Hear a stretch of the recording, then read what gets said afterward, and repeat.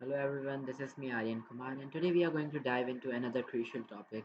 Let me just let you know what are masses, length and time in physics. Now you might already have studied these basic topics, but we are going to dive into very depth of it. And alongside with that, we will essentially jump upon current, upon time, that is an additional topic, and with that due, we will talk about scopes of physics as well. If I personally talk about these topics, these are essential for us, and let me just tell you what we are going to study. At first, how these masses or length or any type of unit work in physics. Let me just open my blank screen and teach you. Okay, here we go. Now, the first thing I would like to let you know is about length. Alright, let me just type it here. Okay, length. Now, just try to guess what is length. Now, you might have already tried to guess it or understand it. What is length? Basically, anything that is measured in any particular plane is known as length, right? That is a very basic definition of it. You can just try to understand it with the basics. And if I talk about professional level of definition, that is like um, the length of any object that is being measured. Okay, remember the word measured with any type of instrument. And if we are dealing it with certainly, now you already know about length. Okay, like measuring of any type of plane, right? I just told you.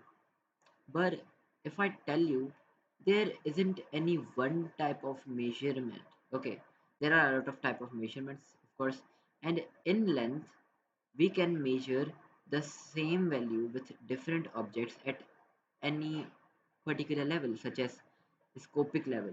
Then it could be a microscopic level, that it can be a nanoscopic level. So it totally depends instrument to instrument, upon instrument to instrument, right?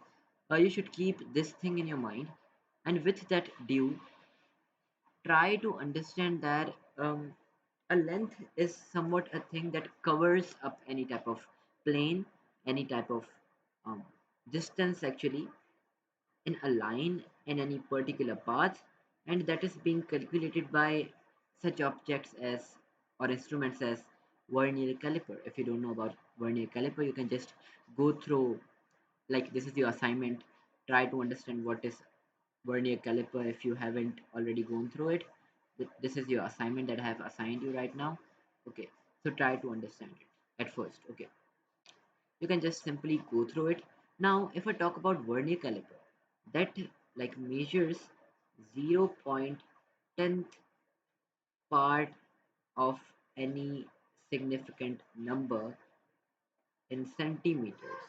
Like, you can simply say it determines a 1/10th part of any centimeter in any um you can say measure. Okay, like if you are measuring a depth of any particular object, such as a depth of an bottle, but at very precise level or at very perfect level, then you can definitely utilize what, a vernier caliper. And similarly goes for the other objects, such as a scale, whether it's about uh, d, that you also call a radius, a half circle, a pi basically.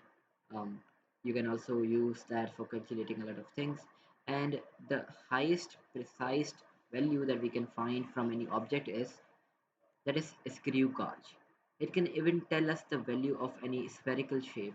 Okay, spherical shape, basically a circular object, a dimensional object, that is called spherical shape. Okay, so that, like, a particular screw gauge, or you can call it micro screw gauge, that defines as calculating a 1/100th part of any centimeter is known as a length, or you can say any particular size of a centimeter of any object, right? That is it for length. Now let's just understand about other topics as well. By the way, a huge amount of rain or summer home. Anyway, let's just understand any other topic. Okay, as we just talked about length, we cannot forget mass as well, because this is something a crucial topic in our normal life as well. Like if you have to calculate any mass of anything, even if you're of your own self, you have to use any type of device, whether it's digital, whether it's physical, but practically, digitally, you can calculate it, right? You can calculate your mass by the factor of growth you are trying to keep making from several of years, maybe going up, going down, going up, going up and down. So your temperature, your body temperature, your mass, your weight totally depends upon what temperature. Of course, temperature depends upon temperature, Kelvin, uh, Fahrenheit, and again the body temperature. And if we are talking about mass, that totally depends upon weight. Okay, weight of any particular object. Now, this only applies on any particular object. We cannot calculate a weight of air. You of course know that we cannot calculate any mass of any air, like any object that is not in our existence. Well, there are typical type of balances. If I talk about a few of them, one is physical balance. Now, if I tell you about physical balance, okay, physical one. Sorry for my bad writing because I'm just writing it in my tab. Anyway, um, physical. Now, what this word resemble is doing anything practically is physically, or like physical. Okay, and if I say that mass is directly proportional to any instrument because it calculates its major value, is correct, right? I'm not wrong. And you can write it as your very basic definition in your notes.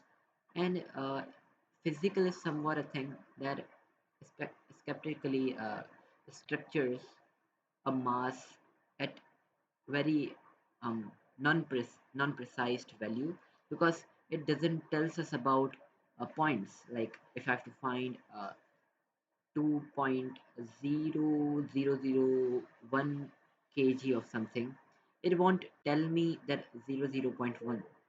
It will only tell me about the 2 kgs that we are calculating. I hope the concept is clear to you about physical measurement. And if I talk about any type of uh, like other type of masses that are being converted or weighted on any type of device, then the only available option is meters or devices that are digital. If I talk about mass that is being calculated physically, I can simply call it as physical, not physical, what do you say? A digital measurement. Okay, so digital measurement is somewhere in points that can even tell you a value of 10.0000 somewhat 1 and any other point as well, because it is very in the highest precise mass calculator available in today's generation. And we can have better ones in future, maybe, if we work upon it, if we try to research, if we try to bring new thoughts in this field, if you like it. Personally I don't, but I have to study this. um, okay, that is it for mass again. And lastly, let's just cover what is time. Now, time is of course relevant to anyone of human being living on this planet. Okay.